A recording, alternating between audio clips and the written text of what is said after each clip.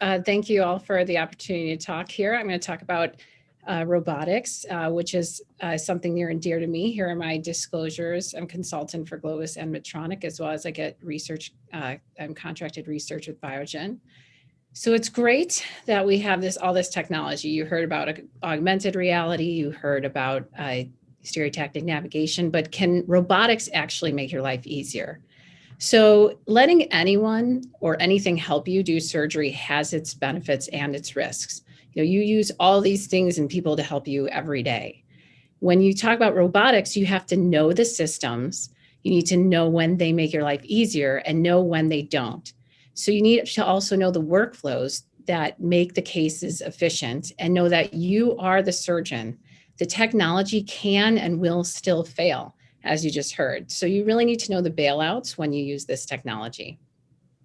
So the benefits to robotics in theory are less radiation, increased accuracy, speed, and the ability to do approaches you don't normally do, such as MIS. This robotics has enabled a lot of people who are normally doing open surgery to do MIS, and as you've seen also with navigation.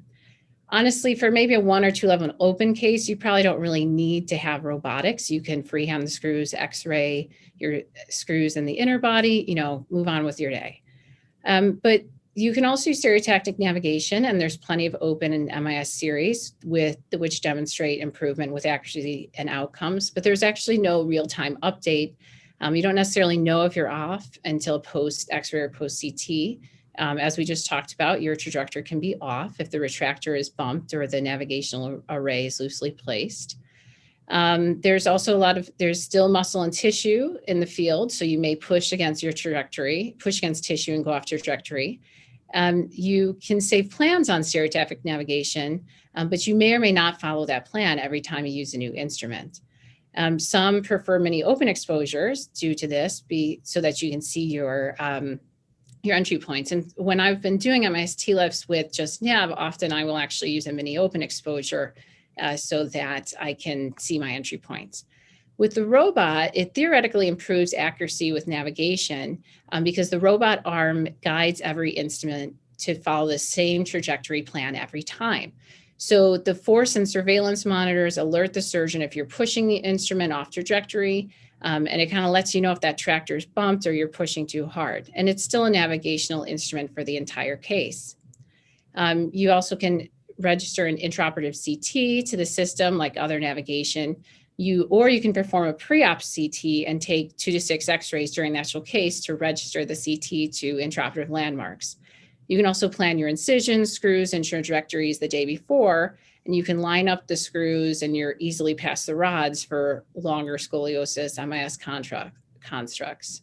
So this is an example of if you're capturing images, you've done your pre-op CT, you capture a couple X-rays intraoperatively, and then you can place, you can look to see if your screws line up with that CT.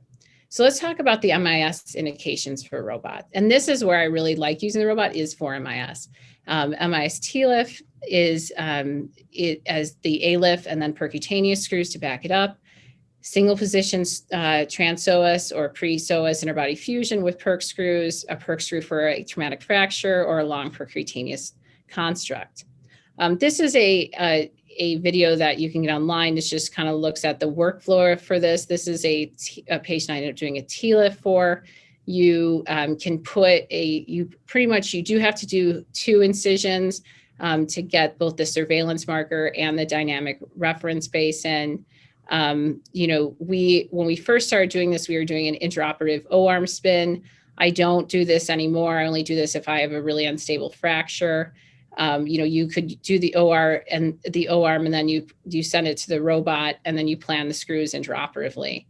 And then you can see here, you're planning the screws. You can look at where they're all going to line up, but you don't have to do it this way. You can do, like I said, that preoperative CT, and it's very easy. And you can put screws without tulip heads, screws with tulip heads, whatever you need.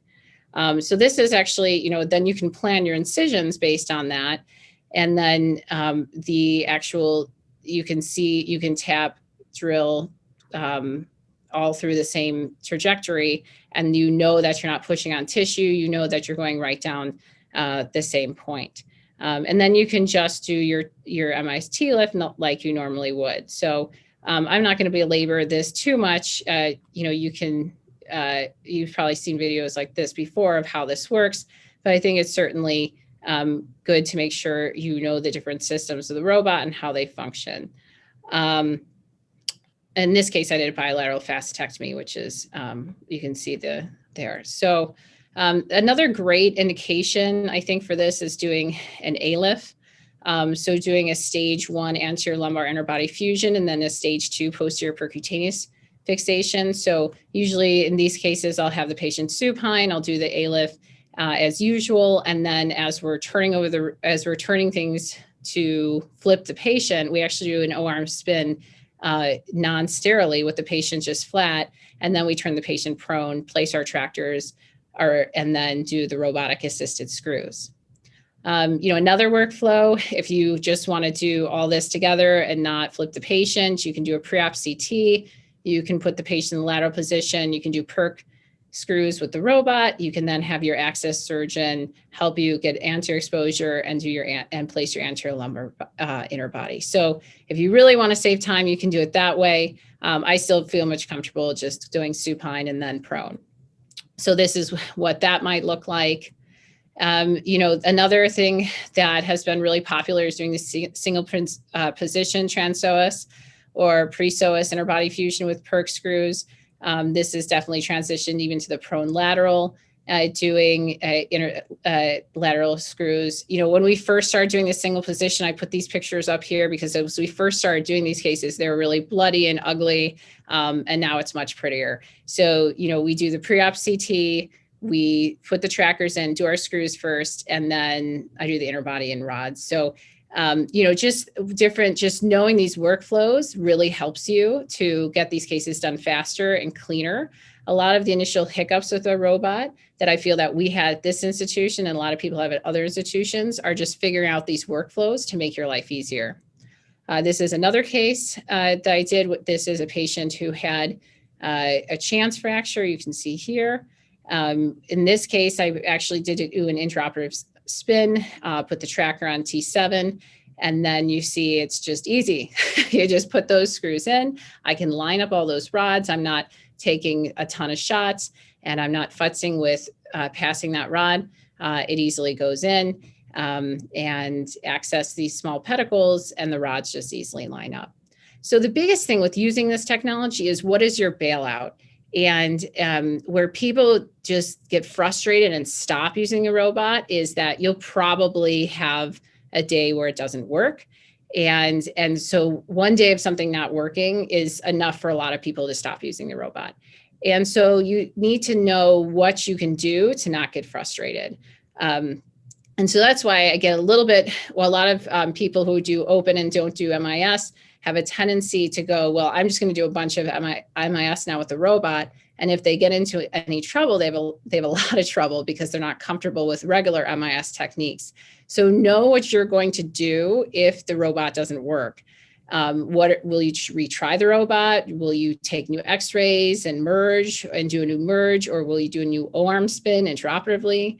Will you decide to use a different navigation system and do a new intraoperative CT? Are you going to decide to use jam sheeting needles instead and use classic AP lateral fluoroscopy? Or are you going to transition to mini open and use AP lateral fluoroscopy? My bailout is usually place an expandable retractor bilaterally if necessary and visualize entry points with dissection through a mini open technique. And then I can see where my screws went, if it was out, and place new screws via gear shift, tap, and x-ray visualization. This doesn't happen often, especially not now. We were one of ourselves and Hopkins were one of the first centers to use this technology. So I feel like we kind of went through all of the torture for you to get this stuff, to get things working better. The technology continues to get better and better before we can even report on it. And do the research regarding it. This is our initial 6 months robotic experience. This has been how operative neurosurgery. We were really looking at how what did we need to, did we need to do revisions? How accurate were the screws? Again, I'm not going to go through all this data, but 31 patients underwent fusion, 3 cases were aborted. But the biggest thing is, like, again, this is the beginning. We had 4 breaches, and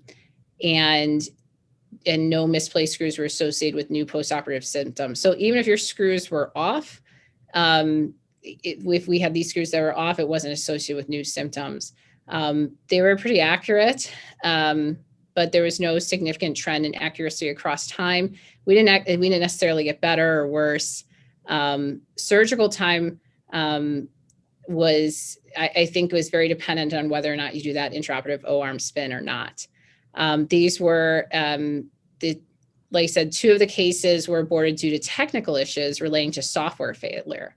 Again, software has definitely changed and improved since that time as well. There was 1 patient who had an infection, and there was 1 case that was aborted due to body habitus. So in terms of things, you really need a rep who is strongly invested in this, and you need an engineer. In the beginning, they usually send out an engineer and you need everyone to really know their stuff and be paying attention. If you know the instrumentation already, it helps, so you're learning only one thing. You need to in-service your staff prior to these cases. And really, if you have the same team every time, it really helps. That is not necessarily always easy in academics. It's not easy here. So it may be better off to start with one protocol, whether that's fluoro or intraoperative CT or pre-op CT versus trying all the different workflows. And make sure you have a fast enough drill. On posterior cases, keep tracker on the right so you're not blocked, that bigger tracker.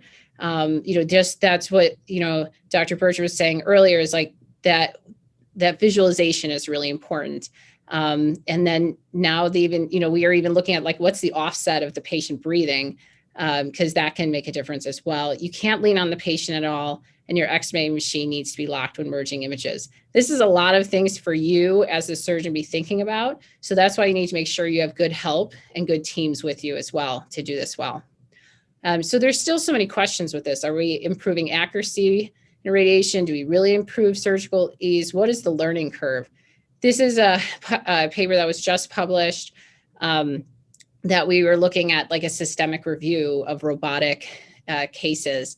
And we looked at all these different studies here. And really, nothing had less than 94% robotically placed pedicle screws. And overall accuracy of pedicle screw placement continues to show superiority when compared to freehand technique.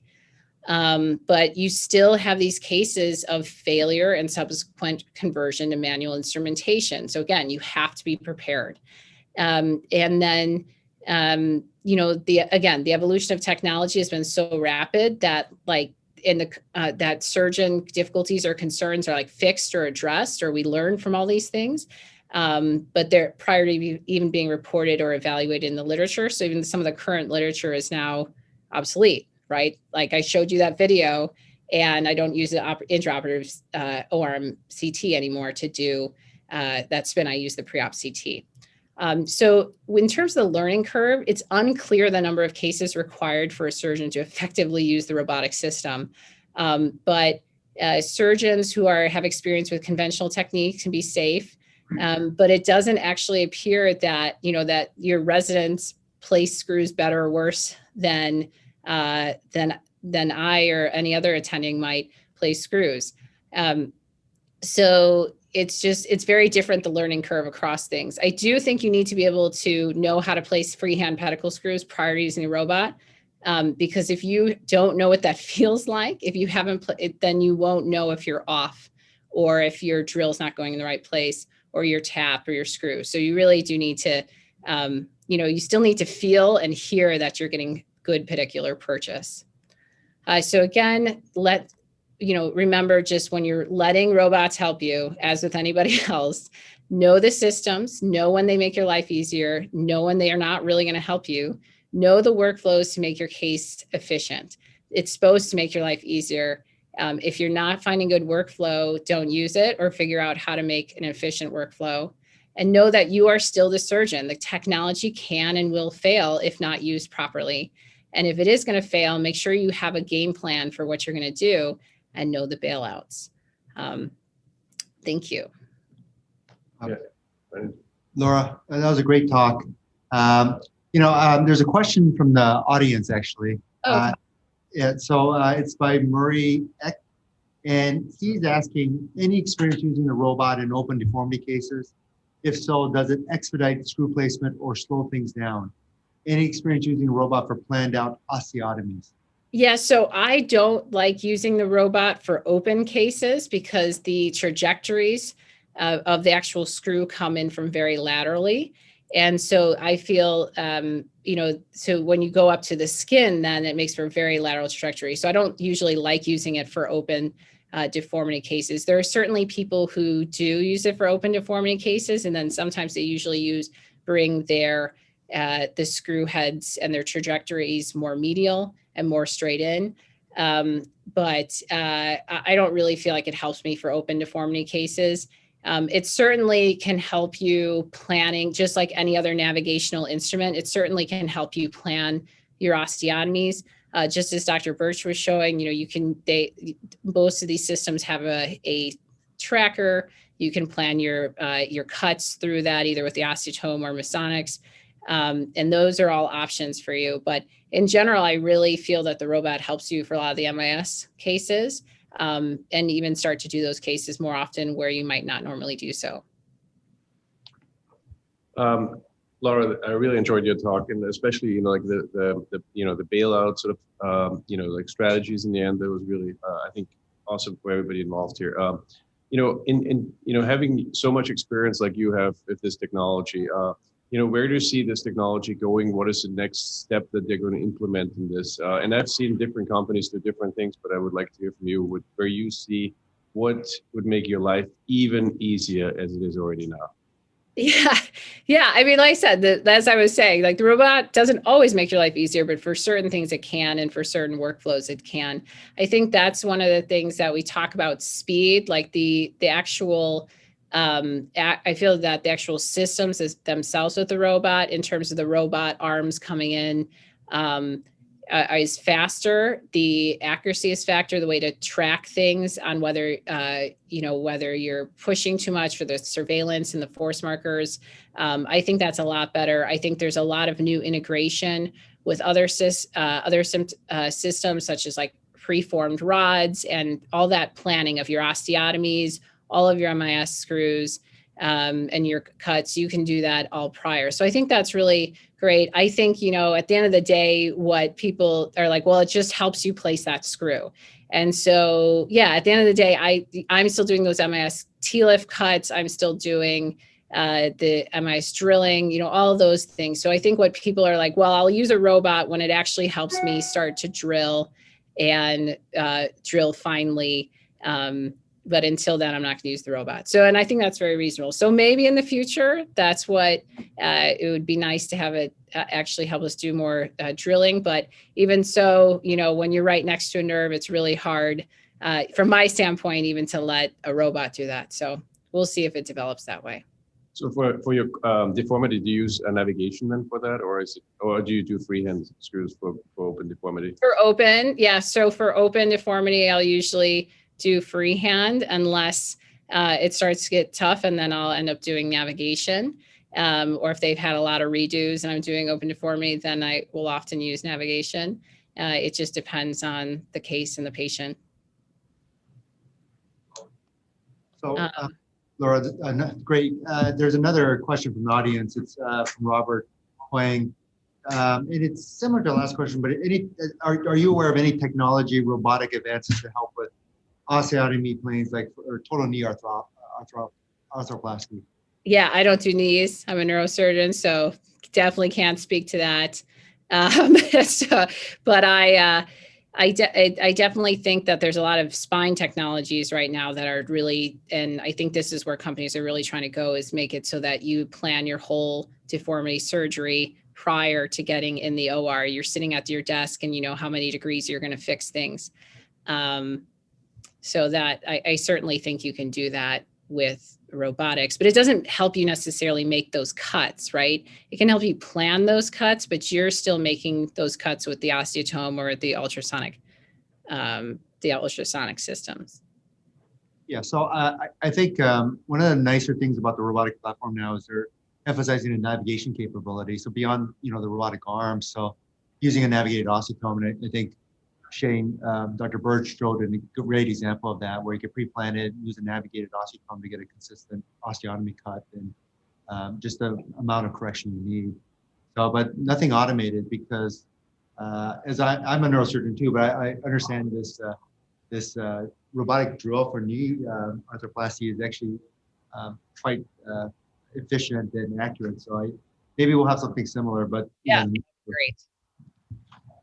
Yeah, no, and I think you know, there's a couple of companies working on that, defining safe zones for robotic systems to kind of work in that. It's just, you know, not naming any names, but that's where the direction seems to be going.